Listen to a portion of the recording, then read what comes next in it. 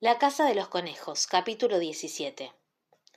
¿Cuánto tiempo hace que no voy a la escuela? 3, 4 meses quizá. Por mi culpa me es imposible volver a ver a las monjitas. De hecho, ya nadie toca el tema. Estoy obsesionada por el miedo de volverme idiota, como la presidenta, que al final ya no entendía nada de nada. A ella habían terminado por vaciarle el cerebro. Fue sobre todo el brujo el que le arrebató las últimas neuronas a fuerza de organizarle ritos mágicos que se suponía aumentarían su carisma y le ayudarían a tomar el lugar de Evita en el corazón de los argentinos.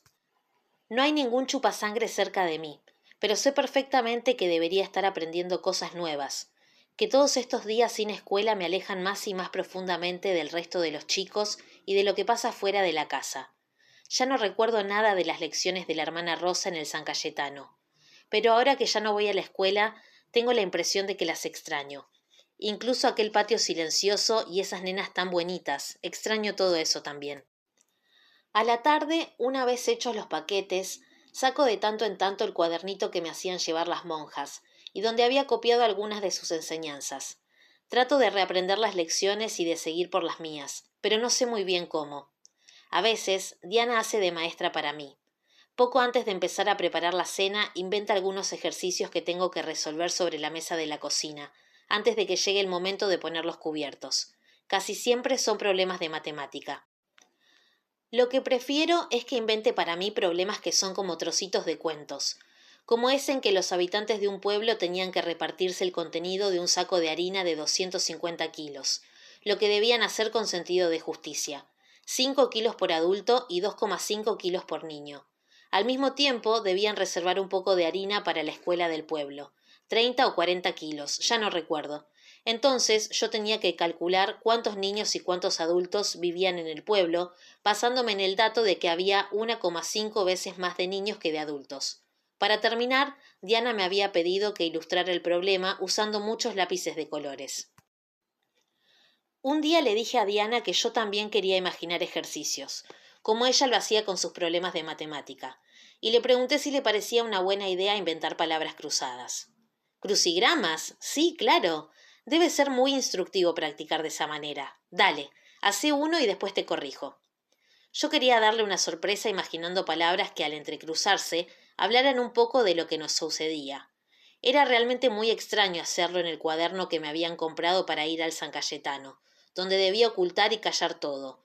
Pero yo sabía que ya no tenía la menor importancia, que de todas maneras nunca volvería a ese lugar.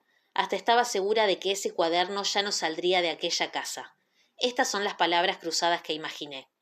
Horizontales. 1. Del verbo ir. 2. Imitadora fracasada y odiada. 3. Del verbo dar. 4. Patria o. Verticales. 1. Asesino. 2. Casualidad. 3. Literatura, música. Va, Isabel, dar, muerte, Videla, azar, arte.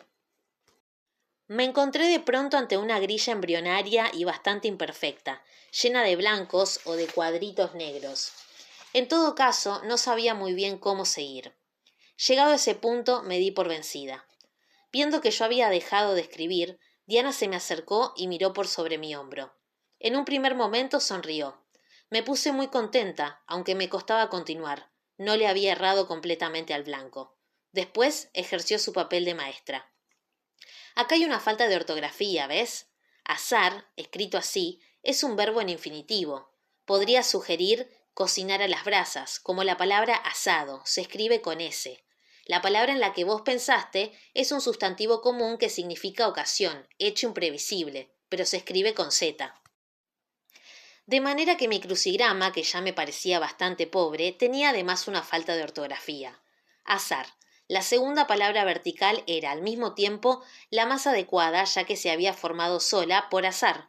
Yo había elegido las otras para hacer reír a Diana, sobre todo la cuarta palabra, la que repetía la consigna que servía siempre de colofón a los artículos más importantes del periódico Evita Montonera y a las declaraciones de Firmenich, y que yo había visto tantas veces pintada en los muros de la ciudad, en las épocas en que aún tomaba el colectivo.